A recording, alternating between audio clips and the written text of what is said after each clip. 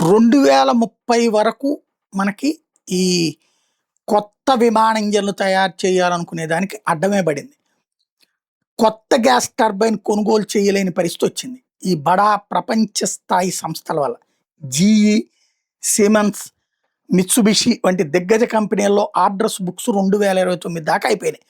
2019 నుండి టర్బైన్ ధరలు దాదాపు 3 రెట్లు పెరిగినాయి. ప్రతి ఏఐ డేటా సెంటర్కి విద్యుత్ అవసరం.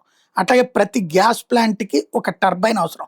అయితే ప్రతి టర్బైన్లో మొత్తం పరిశ్రమని శాసించే ఒకే ఒక భాగం ఉంటుంది. అదే బ్లేడ్. ఈ బ్లేడ్ ఏ లోహంతో తయారు చేయబడుతుందో ఆ లోహం కరిగే ఉష్ణోగ్రత కంటే 500 డిగ్రీల సెల్సియస్ ఎక్కువ వేడున్న గ్యాస్లో కూడా తట్టుకుని నిలబడాలి. అలాగే 10,000 జీ అపకేంద్ర బలం అంటే కాన్ఫిగరల్ ఫోర్స్ ఒత్తిడితో 20,000 ఆర్పిఎం వేగంతో తిరగాలి.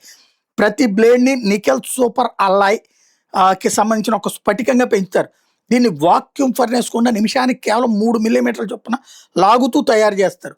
ఒక సెట్ బ్లేడ్ ధర దాదాపు $6 లక్షల ఉంటుంది. వాటిని తయారు చేయడానికి 90 వారాల టైం పడుతుంది. ఆధునిక జెట్ ఇంజన్లను కూడా ఇదే మెటలర్జీ లోహశాస్త్రం ద్వారా చేస్తూ ఉంటుంటారు. ఈ భూమి మీద కేవలం 3 కంపెనీలు మాత్రమే వీటిని నిర్మించగలుగుతాయి. ఈ సాంకేతికతను అందుకోవడానికి చైనా $42 బిలియన్ ఖర్చు చేసింది. వాళ్ళు ఒక రష్యన్ ఫైటర్ ఇంజిన్ కొనుగోలు చేసి విడదీసి ప్రతి భాగాన్ని కాపీ చేశారు.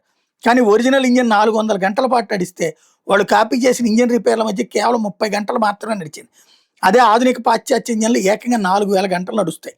ఇప్పుడు టర్బైన్ బ్లేడ్ ఆకారాన్ని రివర్స్ ఇంజనీరింగ్ చేసేటటువంటి సిస్టమ్ అవసరం ఉంది. ఎప్పటికీ మార్చగలం అన్నటువంటిది ఇక్కడ ముఖ్యం.